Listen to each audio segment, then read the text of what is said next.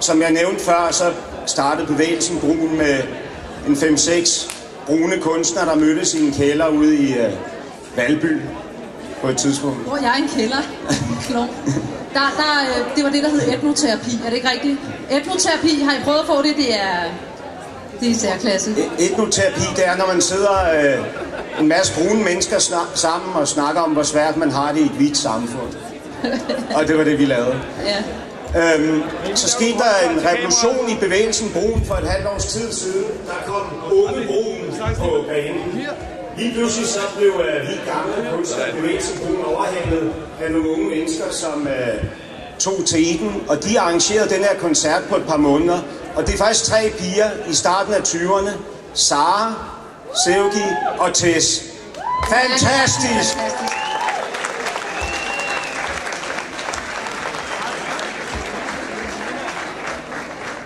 Fortsæt bare, altså. Ja, det kan jeg godt. Hvad er bevægelsen Brun i dag helt konkret, ud over etnoterapi? Bevægelsen Brun har hver torsdag brunundervisning, eller brunundervisning, som vi kalder det, hvor vi har nogle eksperter, der underviser i diskrimination og retten til ligebehandling, og de har en masse erfaringer fra England og USA og sådan noget. Der er man selvfølgelig velkommen til at møde op hver torsdag i vores lokaler på Dronningeskaden nummer 14. Ja. Så er vi en bevægelse, der skriver læserbreve og debatindlæg. Vi har en vidensbank, som blandt andet indeholder et bibliotek og et arkiv.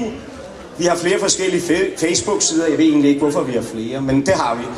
2-3 Facebook-sider og en hjemmeside. Som nævnt før, klik ind og meld jer til under fanerne i bevægelsen Brun. Det vil være helt fantastisk.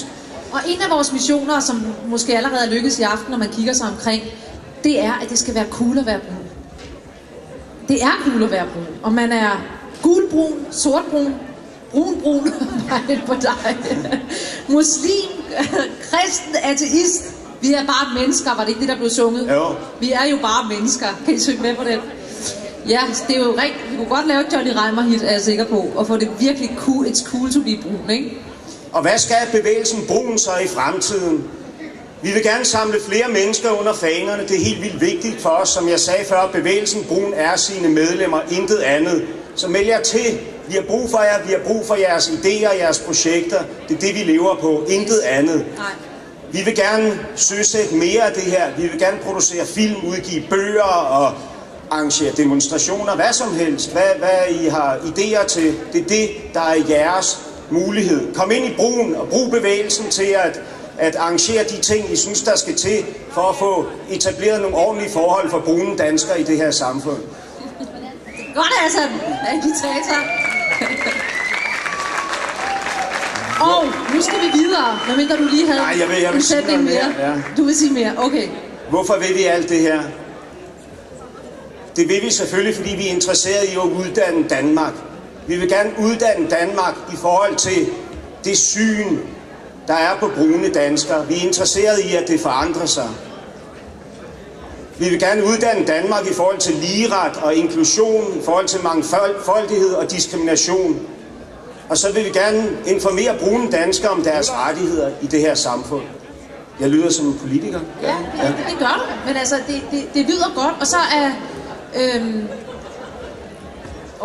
lidt tættere bliver der sagt. Lidt tættere, ja. Jamen det er meget rigtigt, og mange af de her ting, vi har oplevet, er jo også skjult. Altså det kan være skjult lige at opdage, hvad er diskrimination, altså det kan være et ord. Men det kan også være eksempler på, at man, på et tidspunkt ved jeg, at Hassan fik at vide, at det ikke var sandsynligt, at han som skuespiller spillede en rolle, der nærmest mindede om hans egen baggrund. Altså... Jeg er født og opvokset i Danmark. Jeg har levet hele mit liv her.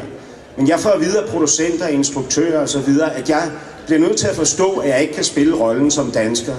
Jeg er dansker. Jeg er dansk statsborger. Jeg bor i Danmark. Jeg er dansker.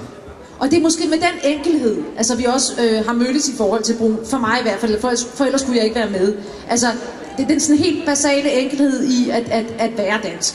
Og ikke skulle ud i en eller anden indre kioskkonflikt eller et eller andet, i hvert fald hvis man er skuespiller og skal spille en rolle. Det har været vores udgangspunkt i forhold til der, hvor vi er, men der er også rigtig mange andre situationer på, ja, hvad kan man sige, strukturel diskrimination. Det kan være et fint ord, men For eksempel en af vores medlemmer, Yildiz, hun er socialdemokrat, ikke, og oplever at komme i Folketinget og sidder og arbejder som kulturpolitisk ordfører. Men det hun primært bliver spurgt om, det er tørklæder og burka og sådan noget. Og det er sådan nogle små skjulte eksempler, hvor man kan sige, jamen så er man jo ikke dansk, hvis det er ens forhold til burkaer, man skal spørge sig om, når det slet ikke er det, man beskæftiger sig med. Skal vi gå videre i programmet? Ja, det synes jeg. Ja. Nu skal vi møde en Bollywood-stjerne, som til gengæld er helt hvid.